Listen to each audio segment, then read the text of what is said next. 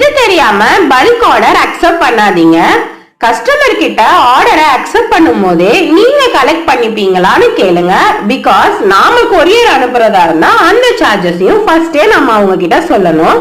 முக்கியமா இந்த மாதிரி ஃப்ரெஜைல் ஐட்டம்ஸ் இருந்ததுன்னா அதுக்கு பேக்கிங் சார்ஜஸும் சொல்லணும்.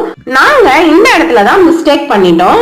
ஆர்டர் வந்த உடனே அக்செப்ட் பண்ணிட்டோமே தவிர இத பத்தி நம்ம எதுவுமே கேட்கல.